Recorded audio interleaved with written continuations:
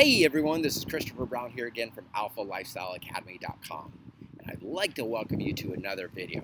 Now, if this is the first time that you visited our channel, welcome. However, if you're a returning subscriber, you're probably here because of the audiobook, The 48 Laws of Power. And so I've received a lot of requests from you guys wanting more simplified versions of this book.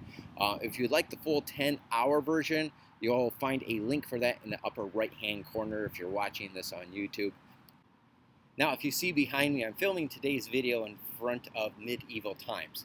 And the reason for that is in honor of the TV show Game of Thrones, and they implement a lot of lessons from this book, The 48 Laws of Power, in their TV show. So in today's video, we're going to look at how disobedience to law number 2, which is never outshine the master, cost me and my business partner, Paul Gonzalez, $200,000. But before we go ahead and get started with today's video, I want to invite you to join our online community where you can take our performance-based personality test. And so you'll take a performance-based personality test to see if you have the 2 personality traits that are the greatest predictors of wealth. So you can see what your odds are of becoming a millionaire. So you can find a link for that down below directly underneath this video in the resources section. So let's go ahead and get started.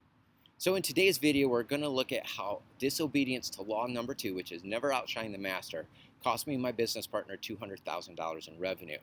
Now, in the book, The 48 Laws of Power, there's a lot of examples from history and how these principles have been observed, and how those individuals who observed the laws, how they profited, but also those who disobeyed the law and what it cost them. Now, I had the opportunity to consult with a $2 billion a year company who got banned from Google because they didn't understand the internet. They didn't understand what they were doing. They did not know what they were doing, and they did not know how to navigate this new world of the internet. Now, this company had already spent $600,000 to another marketing firm for something that they could have probably fixed for less than 50 bucks. And so because of this, the CEO was scared because he was a hired CEO. He wasn't the founder of the company, he didn't start the company or anything like that, so he was a hired CEO, and he was afraid of making another costly mistake because it could have cost him his job. So in his mind, what I was doing is I was pointing out his inadequacies. Because again, he is the man in charge. He is the CEO. He is the big honcho. He's the guy that his employees look at him as having all the solutions, right? That's how he looked at it. Now, that's not what I was doing, but that's how he looked at it. In my mind, what I was doing is I was pointing out the solutions to his problems.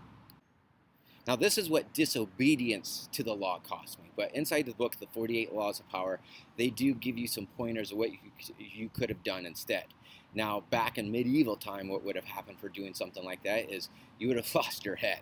In our case today, and in my case, it just cost me a whole bunch of money.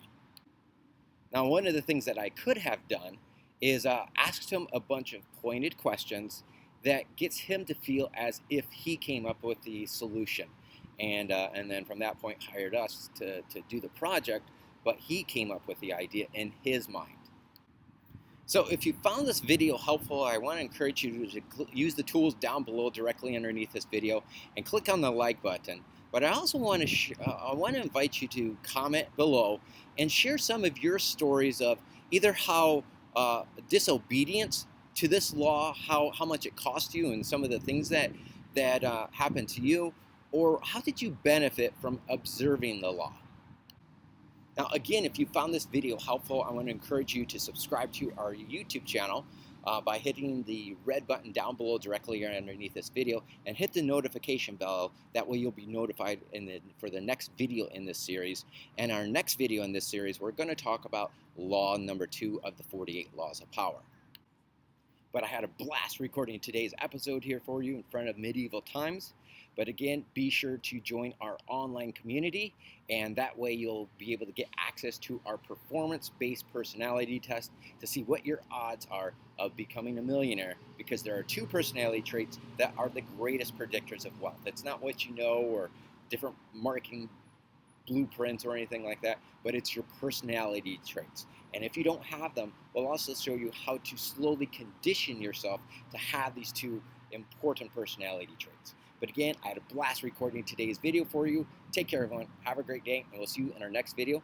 And you can click on the link down below, directly underneath this video, in the resources section on YouTube to join our online community. But take care, everyone. Have a great day, and we'll see you next time. Bye-bye.